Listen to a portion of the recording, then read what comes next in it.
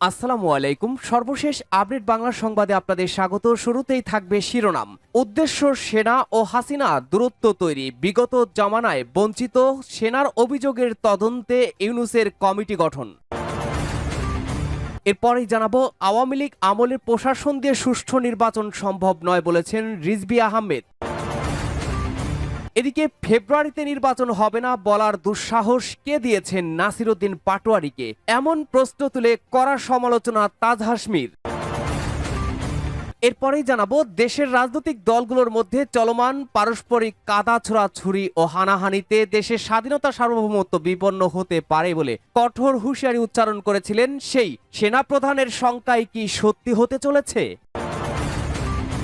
এদিকে আড়ি পাতা প্রশ্নে আন্তর্জাতিক মানদণ্ড নিশ্চিত করতে চায় বিটিআরসি। এবং সর্বশেষ জানিয়ে দেব, ফরিদপুরে ছাত্র অধিকার পরিষদের নেতাদের ওপরে হামলা ছাত্রলীগের। শুনছিলেন গুরুত্বপূর্ণ আপডেট বাংলার সংবাদগুলোর শিরোনাম, এবারে জানাবো বিস্তারিত। উদ্দেশ্য সেনা হাসিনা দূরত্ব তৈরি, বিগত জামানায় বঞ্চিত সেনার অভিযোগের তদন্তে কমিটি ইউনূসের। হাসিনাও কৃতজ্ঞতা বশত সেনার বিরুদ্ধে প্রায় 11 মাস মুখ খোলেননি। গত মাসের 16 তারিখ গোপালগঞ্জে সেনার গুলিতে 5 আওয়ামী লীগ কর্মীর মৃত্যুতে তিনি সেনাবাহিনীর বিরুদ্ধে ক্ষোভ উগরে দেন। শেখ হাসিনার সময়ে সেনাবাহিনীতেও দলবাজি হয়েছিল বলে বাহিনী এবং বিরোধী দলগুলি অভিযোগ করে আসছিল। ইতিমধ্যে তাদের অনেকেই অবসর নিয়েছেন। সেই সেনা অফিসারদের অভিযোগ খতিয়ে দেখে ব্যবস্থা গ্রহণ কমিটি গঠন করল মোহাম্মদ ইউনূস সরকার। প্রতিরক্ষা মন্ত্রণালয় এজন্য 9 সদস্যের কমিটি গঠন করেছে। ওই মন্ত্রক প্রধান উপদেষ্টার হাতে রয়েছে। কমিটির চেয়ারম্যান করা হয়েছে প্রধান উপদেষ্টার প্রতিরক্ষা ও জাতীয় সংহতি উন্নয়ন বিষয়ক বিশেষ সহকারী অবসরপ্রাপ্ত লেফটেন্যান্ট জেনারেল আব্দুল হাফিজ। কমিটিতে বাংলাদেশ বিমান ও নৌবাহিনীর প্রতিনিধিদেরও রাখা হয়েছে। সংশ্লিষ্ট নির্দেশিকায় বলা হয়েছে 2009 থেকে 2024-এর 4 আগস্ট পর্যন্ত শেখ হাসিনার সময়কালে বাংলাদেশ সেনাবাহিনী, নৌবাহিনী ও বিমান বাহিনীর বহু জওয়ান অফিসার চাকরির ক্ষেত্রে বঞ্চনার শিকার হয়েছেন। তাদের মধ্যে অবসরপ্রাপ্তদের অভিযোগগুলি খতিয়ে দেখা হবে। কমিটিকে 2 মাসের মধ্যে সুপারিশ জমা করতে বলা হয়েছে। আওয়ামী আমলের প্রশাসন দিয়ে সুষ্ঠু নির্বাচন সম্ভব নয় বলে দাবি রিজভী আহমেদের। সুষ্ঠু নির্বাচনের জন্য প্রশাসন থেকে আওয়ামী ক্যাডারদের অপসারণের দাবি জানিয়েছেন বিএনপির জ্যেষ্ঠ যুগ্ম মহাসচিব অ্যাডভোকেট রুহুল কবির রিজভী। সোমবার 18 আগস্ট সকালে রাজধানীর শেরেবাংলা নগরে নীলফামারী জেলার বিএনপির নবগঠিত কমিটির উদ্যোগে দলের প্রতিষ্ঠাতা জিয়াউর রহমানের সমাধিতে শ্রদ্ধা নিবেদন শেষে তিনি এ দাবি জানান। মাঠ পর্যায়ে নিরপেক্ষ কর্মকর্তা নিয়োগ দিতে নির্বাচন কমিশনকে আহ্বান জানিয়ে রিজভী বলেন, অবাধ ও সুষ্ঠু নির্বাচন ফেব্রুয়ারিতেই হবে, কিন্তু আওয়ামী আমলের প্রশাসন দিয়ে সুষ্ঠু নির্বাচন সম্ভব হবে না। তাই প্রশাসন থেকে আওয়ামী ক্যাডারদের অপসারণ করতে হবে। আনুপাতিক পদ্ধতি অর্থাৎ পিআর পদ্ধতির জন্য জনগণ প্রস্তুত নয় উল্লেখ করে তিনি বলেন, পিআর পদ্ধতিতে নির্বাচন বাংলাদেশের জন্য উপযোগী নয়। যারা পিআর দাবি করে তাদের উদ্দেশ্য নিয়ে সন্দেহ থেকে যায়। এ সময় সাংবাদিকদের প্রশ্ন উত্তরে আসন্ন ঢাকা বিশ্ববিদ্যালয় কেন্দ্রীয় ছাত্র সংসদ ডাকসু নির্বাচনের সব মতের প্রতিনিধিত্ব নিশ্চিত হওয়ার আশা প্রকাশ করে রিজভী বলেন, বিশ্ববিদ্যালয়ে ছাত্র প্রতিনিধিরা থাকলে শিক্ষার সুষ্ঠু পরিবেশ বজায় থাকে। ফেব্রুয়ারিতে নির্বাচন হবে না বলার দুঃসাহস কে দিয়েছেন নাসিরউদ্দিন পাটোয়ারীকে, প্রশ্ন তুলেছেন তাজ হাশমি। অনলাইন অ্যাক্টিভিস্ট ডক্টর তাজ হাশমি জাতীয় নাগরিক পার্টি এনসিপির মুখ্য সমন্বয়ক নাসিরউদ্দিন পাটোয়ারীর কড়া সমালোচনা করেছেন। পাটোয়ারী বলেছিলেন ফেব্রুয়ারিতে নির্বাচন হবে না। তার এই ধৃষ্টতার কঠোর সমালোচনা করেছেন তাজ হাশমি। সম্প্রতি নিজের ইউটিউব চ্যানেলে তাজ হাশমি বলেন, এই দুঃসাহস ও আত্মবিশ্বাস নাসিরউদ্দিন কোথা থেকে পেলেন? তিনি কিভাবে বলতে পারেন যে ফেব্রুয়ারিতে নির্বাচন হবে না? তিনি কি বাংলাদেশের ভাগ্য বিধাতা নাকি? নির্বাচন হবে কি হবে না তা সরকারই নির্ধারণ করবে। আমরা তো আগেই মানসিকভাবে প্রস্তুতি নিয়েছি। ফেব্রুয়ারির প্রথম সপ্তাহে নির্বাচন হবে। পাটোয়ারীর এই ধরনের ধৃষ্টতাকে অনেকে গুরুত্ব না দিলেও বিষয়টি কিন্তু গুরুত্বপূর্ণ। পাটোয়ারীর এই বক্তব্য বিভ্রান্তিকর, এমন কথা বন্ধ করা উচিত। নাসিরউদ্দিনকে উদ্দেশ্য করে তাজ হাশমি বলেন, পাটোয়ারী সাহেব, 2024 সালের জুলাই আগস্টে যে গণ অভ্যুত্থান হয়েছিল সেটা কি কেবল সংস্কারের জন্যই ছিল? না, সবার মূল দাবি ছিল হাসিনার পদত্যাগ। সংস্কার কি? কার জন্য সংস্কার? ছাত্রদের আন্দোলন শুরু হয়েছিল আপোষের ভিত্তিতে। তখনও তা সরাসরি হাসিনার বিরুদ্ধে ছিল না, কিন্তু আবু সাইদকে প্রকাশ্য গুলি করার পর আন্দোলনটির রূপ নেয় একেবারে হাসিনা বিরোধী বিপ্লবে। মানুষ রাস্তায় নেমেছে, জীবন দিয়েছে, হাত পা হারিয়েছে শুধু হাসিনার স্বৈরতন্ত্রের পতনের জন্য। তিনি বলেন, এনসিপি এখন এক ধরনের চাঁদাবাজ দলে পরিণত হয়েছে। তারা জানে তারা একটি আসনও পাবে না, তাই নির্বাচন বন্ধ করতে চায়। জামায়াতও বুঝে গেছে তারা সর্বোচ্চ 20 থেকে 21টি আসন পেতে পারে, তাই তারা চায় পিআর পদ্ধতিতে নির্বাচন হোক, আর না হলে নির্বাচনই না হোক। জামায়াতের আমির ডাক্তার শফিকুর রহমান এ বিষয়ে প্রকাশ্য হুমকিও দিয়েছেন। তিনি আরো বলেন, ডিজিএফআই এর সদর দপ্তর গুড়িয়ে দেওয়ার হুমকি দিয়েছেন নাসির উদ্দিন। কিন্তু কেন গুড়িয়ে দেবেন? ডিজিএফআই তো জাতীয় নিরাপত্তার জন্য গুরুত্বপূর্ণ। আপনি বলতে পারেন তারা যেন জনগণের উপর নজরদারি না করে এবং দেশের শত্রুদের উপরে নজর রাখে। সেনাপ্রধানের শঙ্কাই সত্যি হতে চলেছে।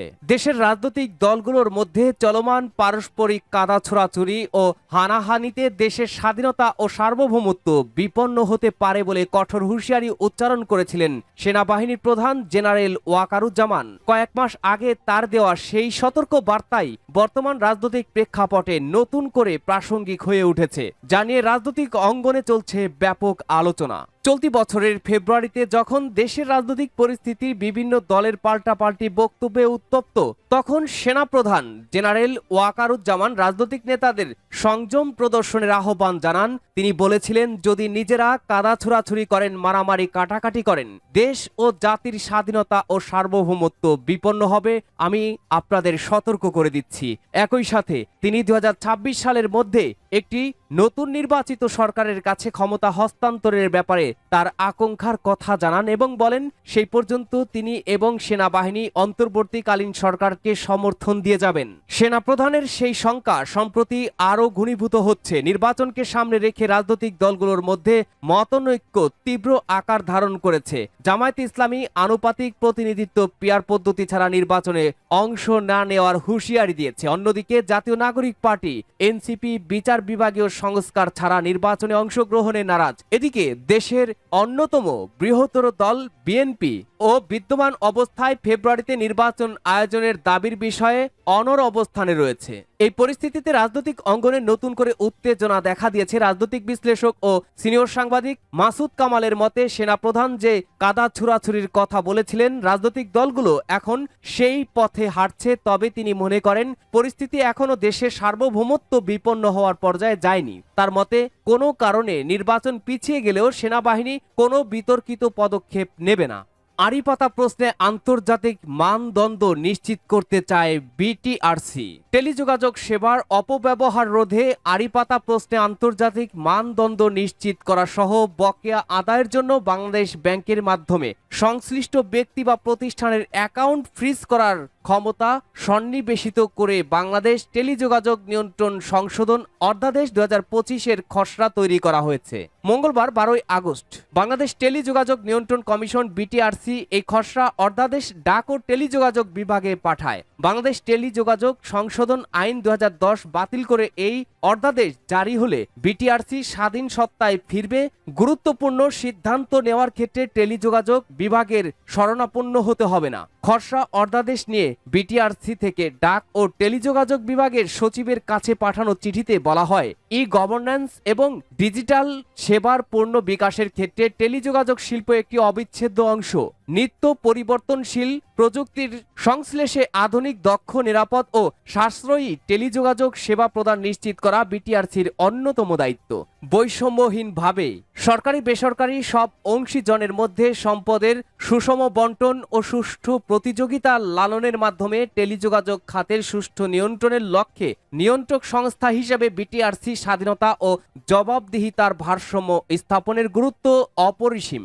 ফরিদপুরে ছাত্র অধিকার পরিষদের 2 নেতার উপরে হামলা। ফরিদপুরের নগরকান্দায় বাংলাদেশ ছাত্র অধিকার পরিষদের সভাপতি ও সাধারণ সম্পাদকের উপরে হামলা করেছে নিষিদ্ধ ঘোষিত সংগঠন ছাত্রলীগ। জাতীয় মৎস্য সপ্তাহ উপলক্ষে সোমবার 18 আগস্ট বেলা 11টার দিকে উপজেলার হল রুমে আয়োজিত আলোচনা সভা শেষে এ হামলার ঘটনা ঘটে। হামলায় নগরকান্দা উপজেলা ছাত্র অধিকার পরিষদের সভাপতি আজিম মাতুব্বর সাগর ও সাধারণ সম্পাদক তৌহিদুজ্জামান গুরুতর আহত হন। তাদের প্রাথমিক চিকিৎসা দেওয়া হয়েছে বলে জানা গেছে। হামলার শিকার উপজেলা ছাত্র ছাত্র অধিকার পরিষদের সভাপতি ও সাধারণ সম্পাদকের অভিযোগ, সাবেক ছাত্রলীগ কর্মীরা কমিটিতে প্রবেশের চেষ্টা করছিল, এতে বাধা দেওয়ায় আজ তাদের উপরে এই হামলা চালানো হয়। এ বিষয়ে নগরকান্দা থানার এসআই উপপরিদর্শক মোহাম্মদ ইরান হোসেন বলেন, এই ঘটনায় থানায় কেউ কোনো অভিযোগ করেনি। অভিযোগ পেলে তদন্তপূর্বক প্রয়োজনীয় ব্যবস্থা গ্রহণ করা হবে। নগরকান্দা উপজেলা নির্বাহী কর্মকর্তা মোহাম্মদ দবির উদ্দিন বলেন, আমি থাকাকালীন সময়ে হামলার কোনো ঘটনা ঘটেনি। অনুষ্ঠান শেষ করে